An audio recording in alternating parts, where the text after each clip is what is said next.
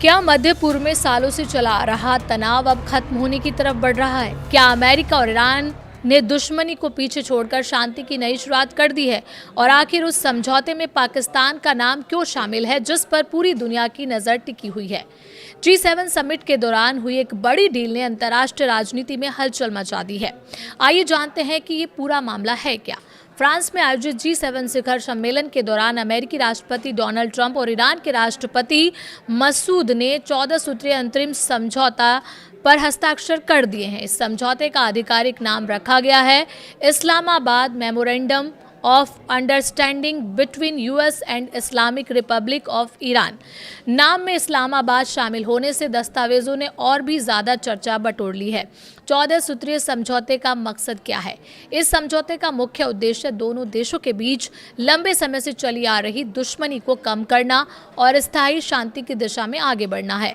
साथ ही अगले 60 दिन के अंदर परमाणु कार्यक्रम, प्रतिबंधों और क्षेत्रीय सुरक्षा जैसे मुद्दों पर अंतिम समझौते के लिए औपचारिक बातचीत पूरी करने का लक्ष्य रखा गया है।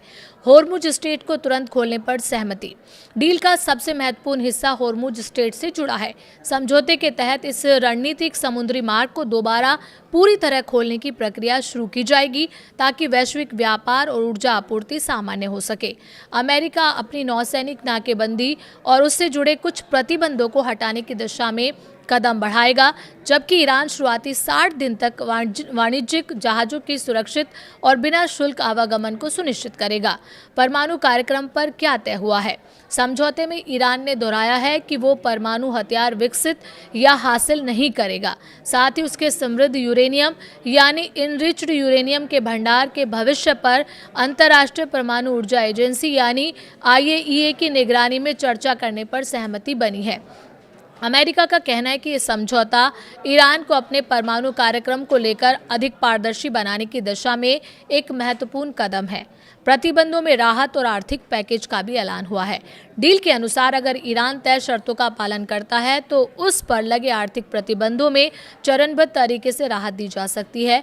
इसके अलावा जब्त की गई ईरानी संपत्तियों को जारी करने, तेल निर्यात के लिए विशेष छूट देने और लगभग 300 अरब अमेरिकी डॉलर के पुनर्निर्माण एवं आर्थिक विकास कार्यक्रम की रूपरेखा भी तैयार की गई है।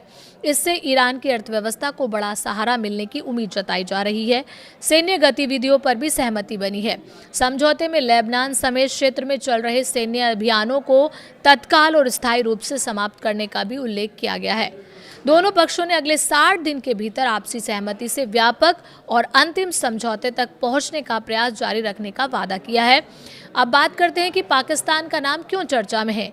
इस समझौते के आधिकारिक शीर्षक में इस्लामाबाद शब्द शामिल होने के कारण पाकिस्तान का नाम सुर्खियों में आ गया है। हालांकि उपलब्ध जानकारी के अनुसार दस्तावेज का ये नाम बातचीत या मसौदे की प्रक्रिया से जुड़ा है, लेकिन इससे पाकिस्तान की प्रत्यक्ष भूमिका या फिर नए समझौते का स्वतः संकेत नहीं मिल रहा है। फिर भी इस नाम से अंतर्राष्ट्रीय कूटनीतिक हलकों में कई सवाल जरूर खड़े कर दिए हैं। अगर ये 14 सूत्रीय समझौता पूरी तरह लागू होता है तो ये सिर्फ अमेरिका और ईरान के रिश्तों में बदलाव नहीं लाएगा, बल्कि मध्य पूर्व की राजनीतिक, वैश्विक ऊर्जा बाजार और अंतर्राष्ट्रीय व्यापार पर भी दूरगामी असर डाल सकता है। अब दुनिया की नज़र अगले 60 दिन पर टिकी है, क्योंकि यही तय करेगा कि ये अंतिम समझौता स्थायी शांति की नींव बनता है या फिर और अधूरा प्रयास साबित होता है।